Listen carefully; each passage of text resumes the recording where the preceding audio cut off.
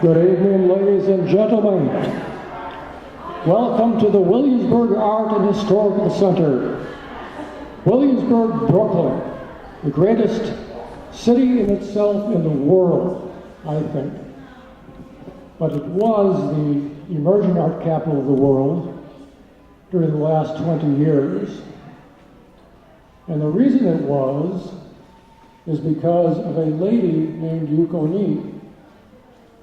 But 20 years ago, the Williamsburg area was a place of high crime, and you could walk out the door here and see dead bodies in the street from drug dealing, burnt out cars on the waterfront, and very few people would dare to walk down the streets alone at night.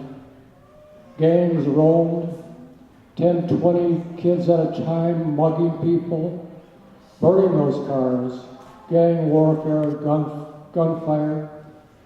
But today it's one of the most beautiful spots in New York City, a place where the wealthy now have bought buildings and the very trendy and upscale people live, very safe community, all because of one lady, Yuko Ni. And in 1980s, Yuko bought her first building in Williamsburg. It was very run down. She wanted an art studio for herself. And she didn't have a lot of money. She had some money. And she bought a little building. And she fixed it up mostly by her own labor, her hard labor. She's good at construction. And she rented out to artists. And that was the beginning of something. And other artists discovered that Williamsburg was a place of burnt out buildings and such. They would come and actually live for nothing in those buildings because nobody wanted to live there. And they set up studios, and pretty soon it got to be an artist's spot, a place where you could come and visit artists and see their new creations. And then the artists opened up restaurants, and it became a very trendy place. People came from Germany, from Italy, from Mexico, from Japan, from every part of the world to visit Williamsburg, a very trendy art community. Grew from a community of about 3,000 artists to its heyday of about 10,000 artists, very trendy. And some became very famous, actually. So little by little, the place was discovered by real estate developers. A curse upon the earth because they push up rents, but they actually did a lot of good too because they helped make this neighborhood safe. But, you know, it was all because of one particular lady. Her name is Yuko Ni. She's standing right here in front of me. She drove by this building one day, 20 years ago, and there was a big sign for sale. And she always thought in her heart and mind that she always wanted to create a foundation, a place for artists to exhibit. And she thought, my goodness, this might be the perfect place, this beautiful little package of a building. I could open up my foundation in an art center and help artists because there's so few places for artists to exhibit. And she did that. She called on the owners of the building, signed for sale, and she came along, she met them, and she said, I want to buy your building. And they looked at her and they asked, well, what do you do? She said, I'm an artist. They said, no. So many artists have come along wanting to buy the building. You can't afford it. But to their surprise, she made an offer. And they accepted. And the deal went through. And after she put down her money, she only had $50 left in the bank. That's right, $50. Because she had such faith in what she could do with this. And as you can see right now, that faith was confirmed. And I believed in her too. And I think a lot of artists believed in her too because they followed her And she's had many great artists show at this place over the last 20 years. Her name is Shazad, we have Lauren Buck, we have many artists. And she has actually helped a lot of artists become very well known, so she's done a lot of things. And she's been recognized by government officials. The first was Howard Golden, then borough president in 1998, said that Yukon by her activities has transformed all the northern part of Brooklyn. Back then it was an economic development zone. They needed to develop this area. But then Governor George Pataki, governor of New York, came along and said she has done such great things. And she's indeed transformed Williamsburg and done great things for the state of New York. And then Howard Golden, the new borough president, he gave her several awards over the years, and one was Woman of the Year again, and the Asian Cultural Award for great achievements by Asians in New York City. Tracy Boylan, the city council member, said she's an outstanding citizen, gave her an award, Outstanding Citizen of New York City. David Patterson, another governor of New York, gave her an award too. And subsequently many other people. And the most recent award was from Pratt Institute, one of the greatest art institutes in the country, probably the world, and said that she's done unprecedented things for New York City and as a graduate of one of the greatest art schools in the world. And that's enough for me to say. I want to introduce this great lady to you. And here she is, Yuko Nee. Please come forward, Yuko.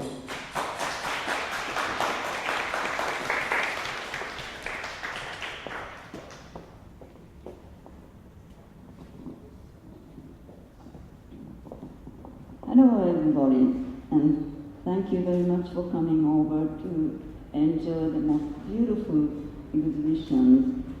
And Gabe Turow and his mother, and those are the two people's exhibition. How beautiful their art pieces are. I'm sure without my saying anything, you'll be so amazed how two people tangled together and how harmoniously unified.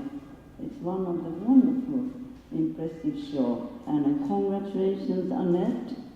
Congratulations, Gabe. And this is a duo show which we seldom have. And to celebrate Mother's Day coming up on May 14th, that's the day the show ends. And everybody who are fortunate to have a mother whom we appreciate, we all share universally to Happy Mother's Day. And then we have another show by Orrin Buck. Orrin Buck is a wonderful artist and a graphic artist and a video artist. He's a multi-talented artist who has been working for us as a volunteer for over 18 years. And he has a small gallery show on one show. And the color of, Garden of Colors. This is so appropriate for this season to celebrate the springtime. And could you please turn around Orrin? He's wearing very colorful shirts and pants.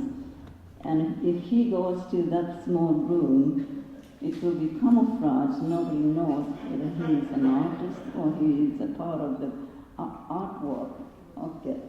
And so we do have, once in a while we have small exhibitions, but this is very seldom.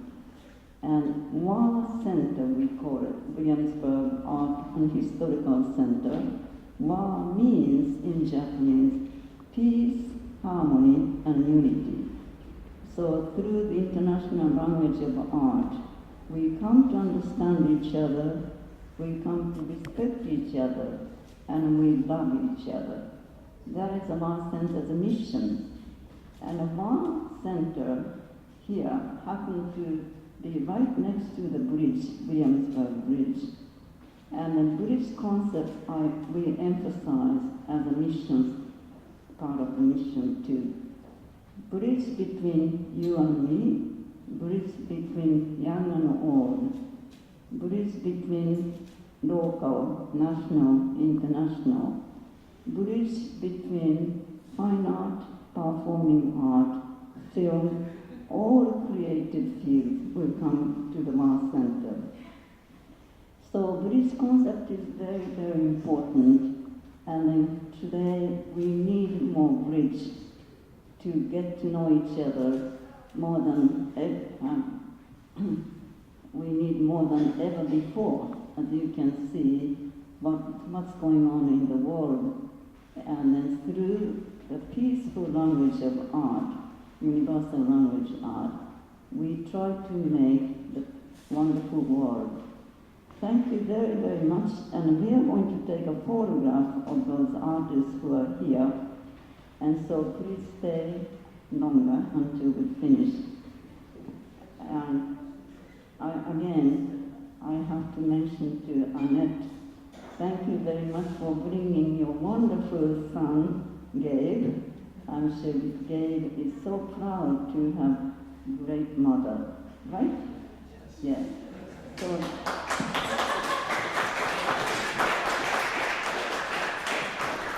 this show is a symbolic show to celebrate mothers in the world.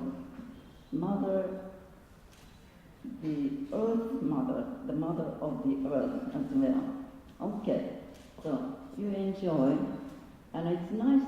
We have usually full house, but happened to be a small show, and the weather is not really too comfortable, but it's wonderful to enjoy that it was a good show, and maybe the weather is more tender and understanding for this particular exhibition.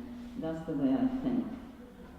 Okay, thank you, and then please come forward, Annette, and then Gabe.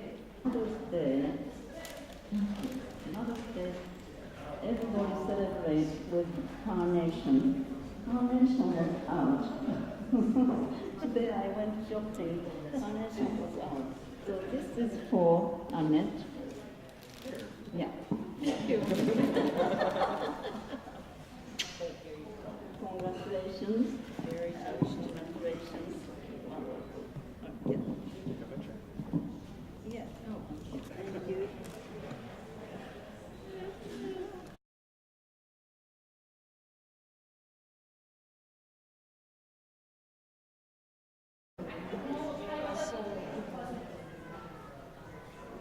All the artists are good, except for Gabe.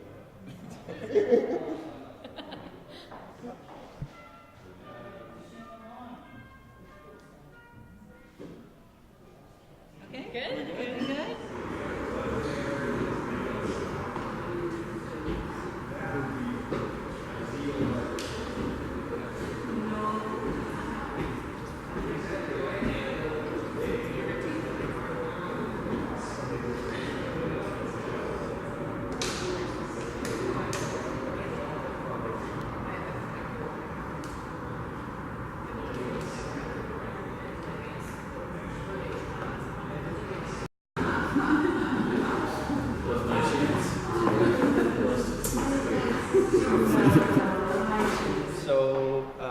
I'm talking about the way that pieces are carved, the different lines and textures on here. This particular piece I was throwing on the wheel, and I started to carve it, and it collapsed in this kind of way that I thought was kind of interesting. And I placed, it was definitely an accident.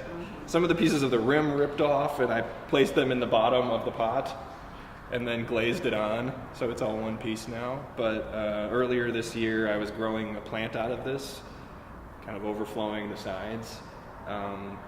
They're all supposed to be personal. None of them are supposed to be away from people. So living with them, putting plants in them, doing various things with them is the point, even if it's not strictly functional. So the pieces over here in general are older, and this year or year and a half, as I was thinking much more about my mother's work, I started to move into pieces where the rims were less even, more abstract, like her paintings. Those are wheels, right? Everything is thrown on the wheel, 100% of it. Oh. Yeah, but then I'm hand altering everything also. Uh-huh. So a pot like this, you know, is still symmetrical, but I carved all over it. And then I kept throwing it after I carved it. So all of the gaps in between all of the shapes come from expansion, not from taking clay away. This is supposed to be a landscape. So we've got some trees. You have to do it. It has to be very thick. when you Exactly. finish, right? Well, when I begin throwing, each of these pieces is maybe a ½ inch or to an inch thick. Then, here, come over here. So, this was where I started. I made this piece about 2 years ago. And as I worked and worked and worked, I eventually gained control of this technique. So the whole idea of the technique is to throw a pot and carve it as I'm throwing it, and then continue to throw it. So it destabilizes everything. So if you look at this pot, there's a lot going on here. The bottom is cracked pretty badly, which is not a problem, it's just how it is. There's these, you know, chunks of clay on the on the bottom here. I actually patched this from the inside because a hole ripped in the side of it as it was standing, and so I put my hand in here and put some clay back on the inside that you can see from. So it looks kind of like it's exploding because it was exploding at the time. And then, much more recently, I finished up, you know, pots like this, which are generally more controlled. I figured out how to make a pattern roughly evenly around the whole surface of the pot. So that was a big trick, because when I drew like a big picture over here, but left nothing here, and then drew another one here, oftentimes either this area would stretch too much, or the area over here where there was no picture would stretch too much. Anyways, extremely difficult to control. So I feel like I finally figured out how to do that just recently.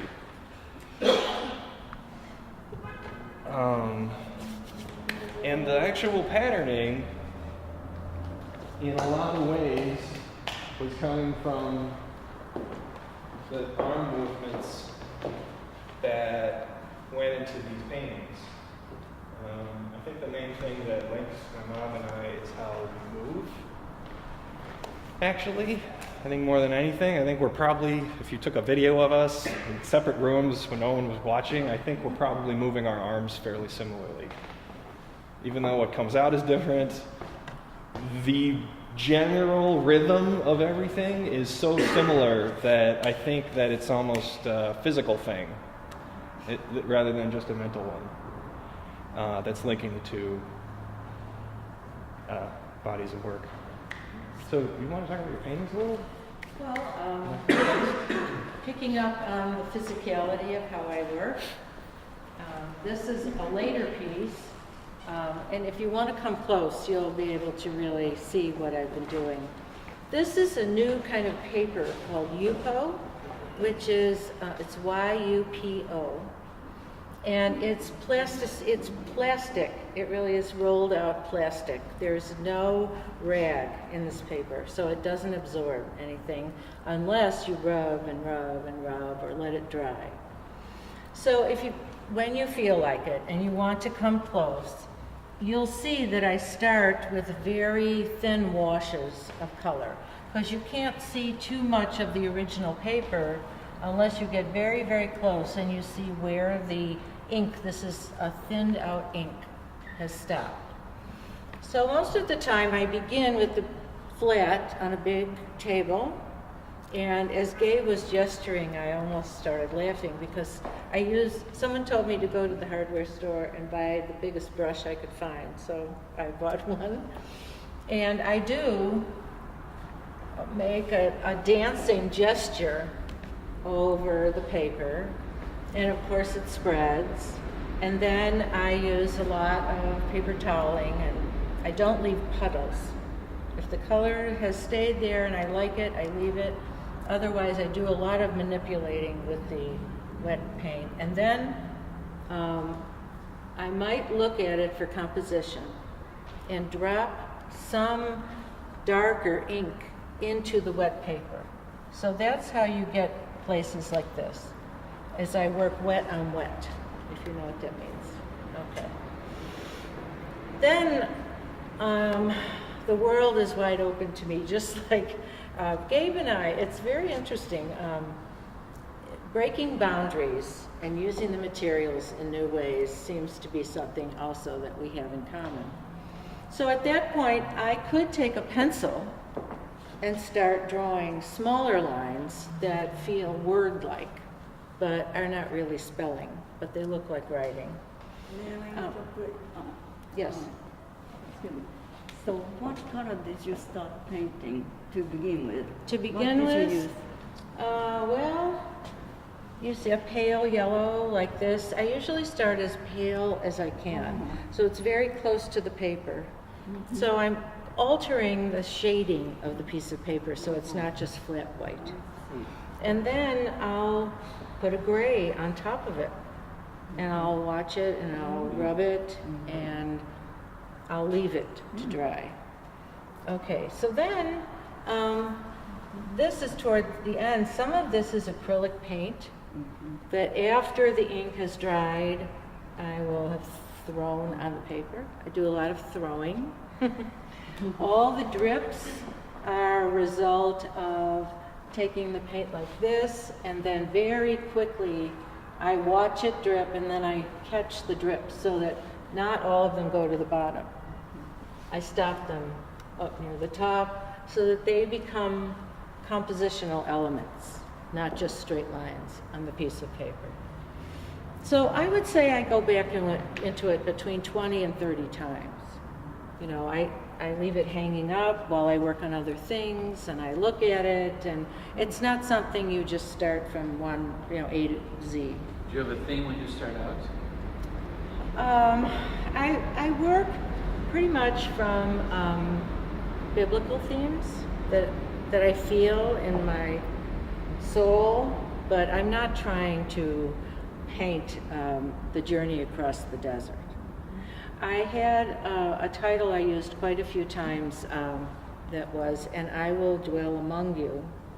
And I was thinking about Exodus, where God said he'll come down and travel with the Jews as they cross the desert and live among them.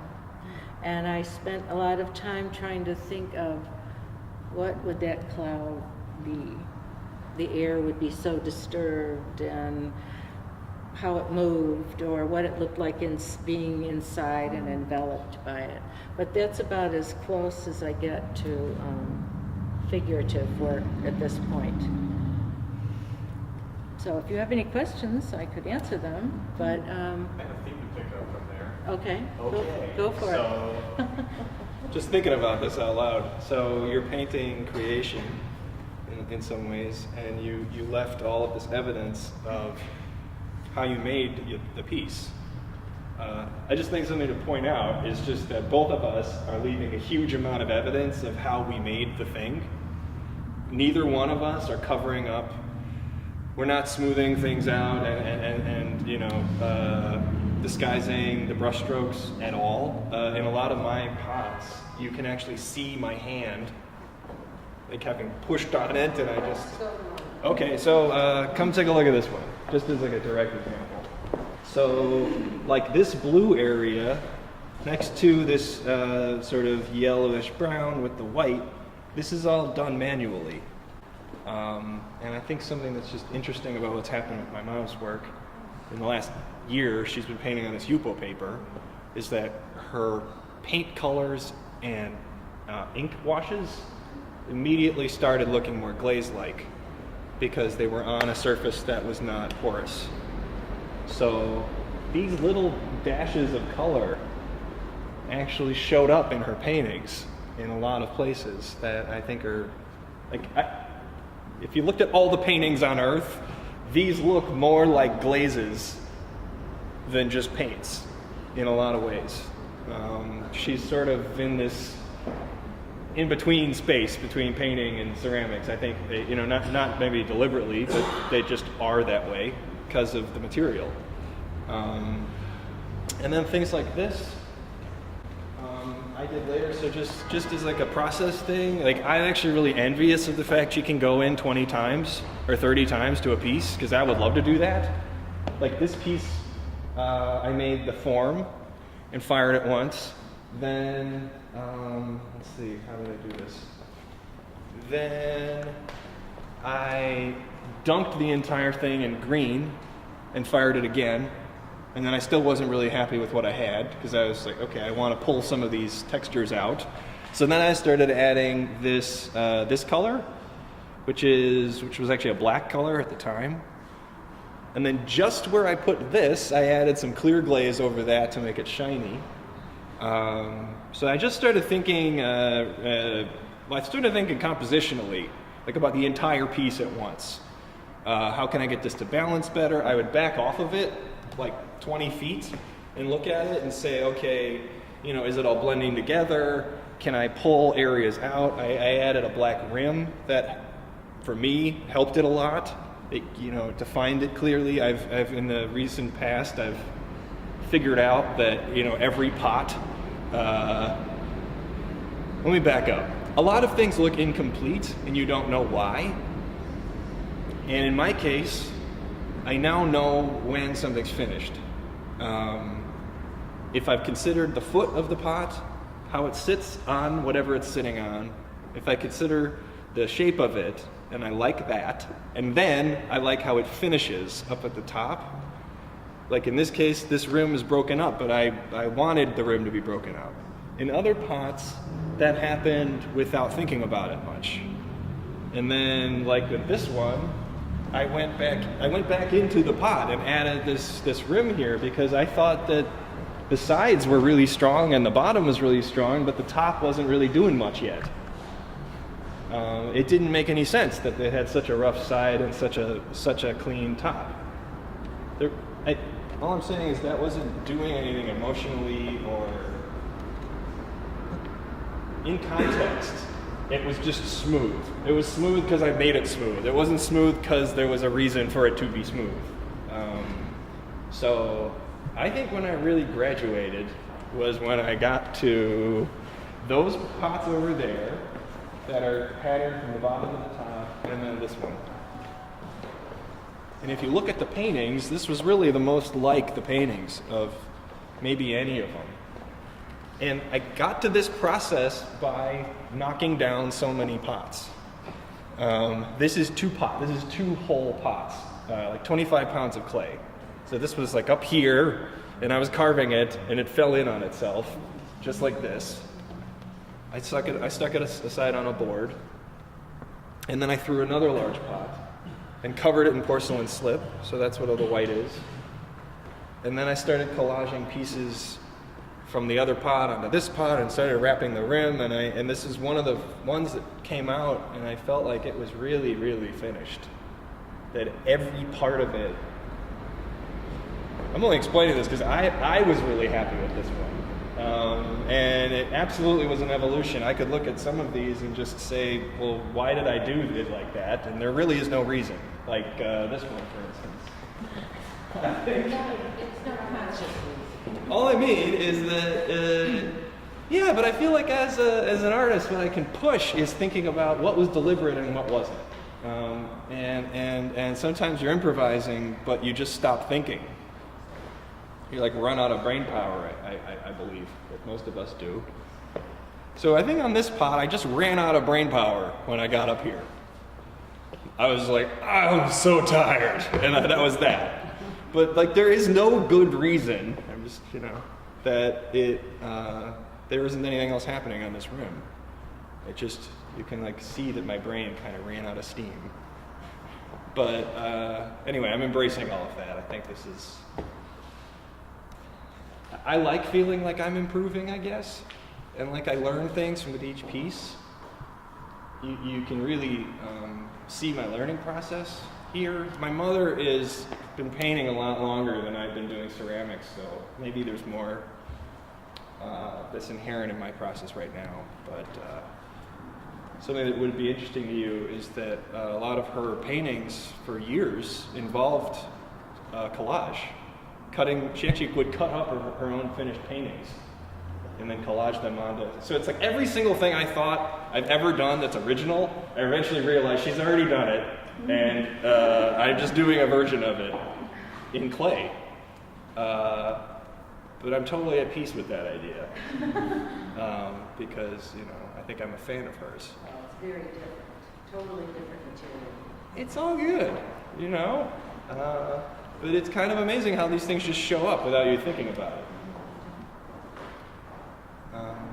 Do you have anything else to add? It's very interesting. You never know how she influenced you. You're very unconscious, but later on you recognize what influence you got from her. Right. By looking at her colors and painting, right? Right, but that happened really slowly. Mm-hmm. Yeah. Like the realization only really happened maybe a little more than a year ago. But obviously I've been looking at her work for more than 30 years before even that. before that, when you exhibited, remember Memorial Show? Yeah. Yeah, your ideas, you exhibited that one too. Right. Yeah, already something. Well, it was already happening. I just didn't know it. Exactly. Yeah. Very unconscious, subconscious stage. Yeah. Right. Very subtle. So- And also you're influenced by the Buddhism, you said. In a way. Yeah. Nothing is perfect. Everything is Right. accept the way it is. Like take for instance that one. Right. Like Zen monks do it. Right. So another major quality of things that bind my mother and I is that she gravitated towards painting God's presence, and simultaneously I'm a Buddhist, and I gravitated towards painting what I would consider reality. Maybe not paint. I'm not painting it. I'm actually doing a little of both. But all the tears and cracks and uneven rims and things like that, I was taking to be metaphor for how life actually works. I actually became sort of disgusted in a way with how perfect everything seems to be in the ceramics world. That in some ways, I think people are simulating heavenly realms. This is like my working theory right now about how people think certain things are beautiful, is that when they don't have anything to do with things on earth, they're suddenly like, oh, that's really beautiful. Like a perfectly symmetrical pot that is shiny and it has almost nothing to do with the way reality is. Like almost nothing is perfect or finished like that. Almost nothing comes out and just stays that way. So after spending a long time making shiny things, I gravitated in this direction, and it's just interesting that my mother also gravitated. She was never making shiny work, but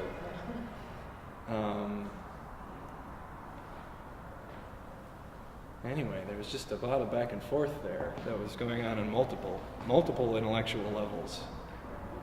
Now, what is the beginning of learning ceramics? When did you start ceramics? I started ceramics maybe 10 years ago. I had spent a lot of time in a children's hospital, and everything was falling apart, and I needed to try something new. Really? Yeah, and I think that's why a lot of my pottery is about suffering and the grittiness of life. Mm-hmm. Because it's very friable materials. What attracts you? The clay? Yeah, clay cracks.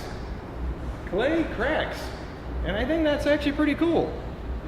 I like the fact that it doesn't always cooperate, and that a lot of it's out of your control. You put it in the kiln, and it's perfect when it goes in the kiln, and it comes out and it has a big crack up the side of it, and then you have to deal with that. It's actually kind of exciting.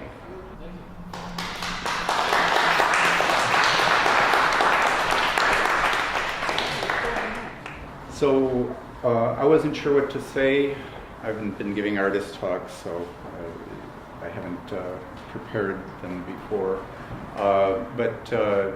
And so aside from talking about technique and so on, I realized that the basic thing that I should talk about is how these relate to life and all that, because that's the important thing about art, is what it says about life.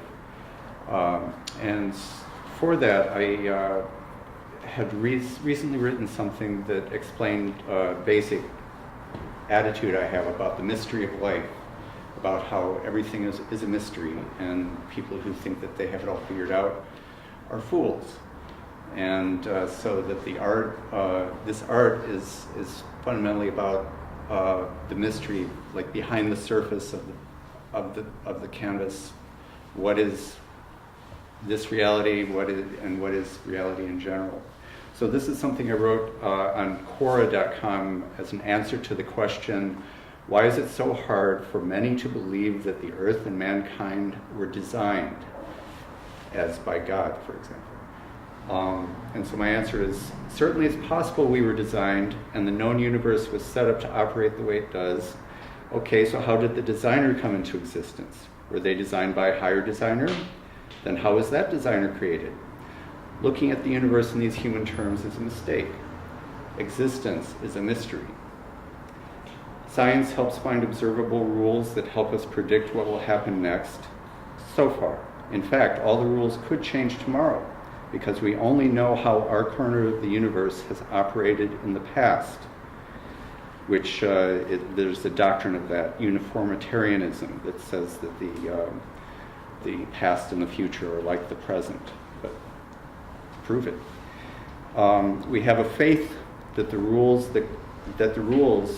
that we've seen operate will continue to be the same in the future. The future is a mystery.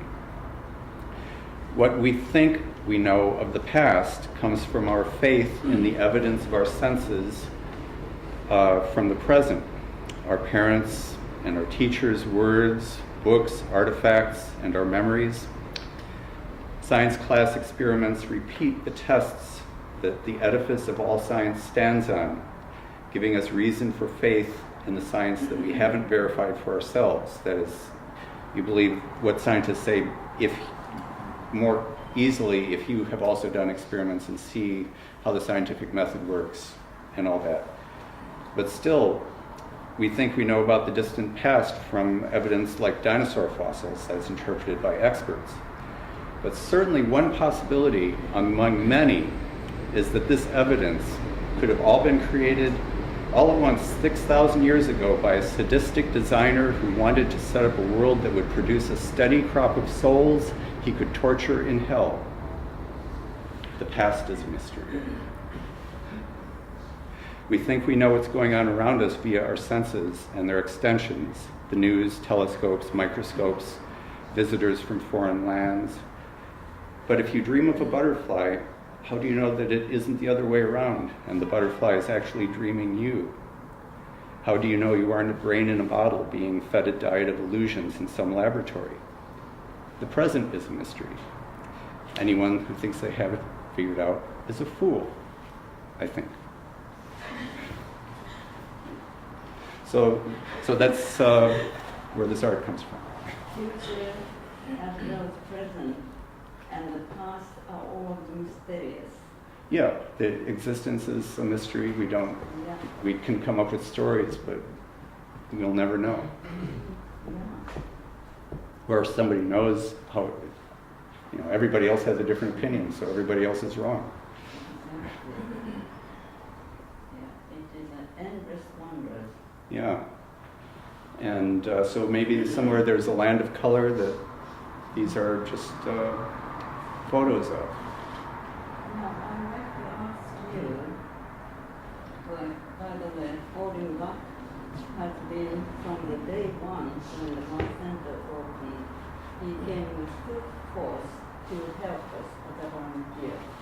So he's been helping us with our website, and he's very talented in paintings and drawings and photographs, as well as website, as well as high technology computer. And then he was working on video, Blu-ray, for some time. He switched back to paintings, and I have known him for nearly 20 years, 19 years. Thank you for your volunteer. Wonderful spirit. So anyhow, so just recently he started painting, small painting as you can see. He has 100 pieces. We couldn't fit in all of them, of course. But how did you change? You didn't paint so colorful things. What changed to this concept of garden of land? Of course, you explained. Well, I always painted too many bright colors. Mm-hmm. But the small paintings let me start, like whenever I start painting now, I can start a fresh painting. I can always have a blank canvas. I don't have to worry about needing to buy a barn in Connecticut to hold everything. And people can afford to buy them, and in New York they can find space on their crowded walls. Well, And so I'm painting more because I found this answer to how to paint in New York. Mm-hmm. Yeah, apartments are getting very small nowadays, and then those are very affordable. These are $150. Yeah. Very affordable, and then very cheerful paintings too. And so, well, I'm not trying to be a salesman, but I like to say because people are very quiet here. So today is the Mother's Day. You can say that for next year, beautiful painting, your mothers might like it, or your sisters, or whoever. I'm not trying to be a salesman, but I end up to be one. Okay. Any questions? No, this shows is very contrary to Gabe and then Annette, isn't it? Over there is very subtle, and over here is very colorful. So I thought it was interesting contrast. And then you made it wonderful. You have many things to say about the universe. Oh yeah, and I have links for, on the Quora, I linked to a few pages. Probably the one that most people don't know about is the demiurge, which is the classical idea of the designer of our world who is actually an explanation for the existence of evil. Because they said, well, why is the world the way it is? Because some idiot screwed up designing the world. And that's not the ultimate God, it's the demiurge, which is the creator of this world. And that's why there's evil. Otherwise, how do you explain it? God is good and all powerful, why is there evil?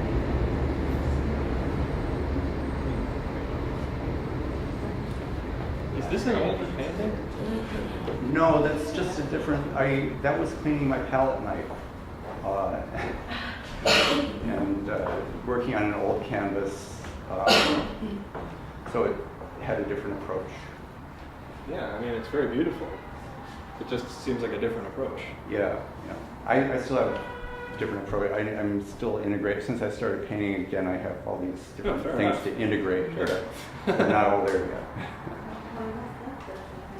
That was in the last year. Mm-hmm. So what's the range? How is this a couple of years worth of work? Yeah, about 2 years. I started August 2015. I started. And did you make 100 pieces for any reason other than it's a round number? Or Well, I have over 200 canvases, and there's maybe over 100 are finished. Cool. So is this a series of 100, or did you? No. That was just Just an idea for the number. show. Okay, got it. It was an idea for the last show where Sinai said I should call it 101. Oh, okay, paintings. nice, So, sure. Do you have a subject matter in mind before you start, or are they sort of? Improvisation is it's a practice of improvisation. I have sketchbooks over here where you can see how I practice. I've been drawing a lot more than painting. And I think a lot of painters should draw more than they do. You can never paint as much as you can draw, and so you get more work done if you draw more. And so a lot of these are just from the practice of the drawing, but haven't fully translated into painting yet. Yeah, there are definitely some that are clearer and one is kind of this, this. Well, just some of them are linear and some of them are kind of in between. Yeah. That's cool to see. That makes sense. You've been drawing a lot. Yeah, but you can do space a different way with painting, but Yeah. And this is acrylic? yeah, it's all acrylic. Okay, so it's drying really fast. Yeah, it lets me do layers and Yeah. But also just work quickly. yeah, because you have to work quicker, you're probably you're pulling from some of your drawing technique, I would imagine, more than if you could just stand there for hours and kind of. Well, I'm a little old school. I'm trying to keep the gesture intact, not polish it over. No, totally. Most of the time. Yeah. Well, he does also music, by the way. He plays it well. Oh, yeah. I guess another element of these is that the idea of composition is, I think, it's exactly like the idea of composition for music. And abstract painting was originally inspired by music. Painters wanted to find an expression that was that had the same quality that music had. Instrumental music, like classical music, was the first abstract art, and painters were inspired to do visual music. And these are all based on idea that composition has, you have balance and focus and rhythm, all those things come into it. And that's how you know when one of these is done, when everything balances and it has completeness. Interesting. Thank you very much. Thank you.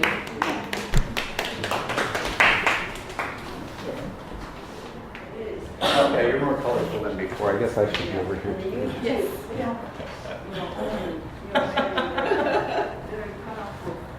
human palette. Perfect. I don't know what she's doing, turning around. You She's talking to the paintings. Yeah. Thank you. That's wonderful. Well, some questions?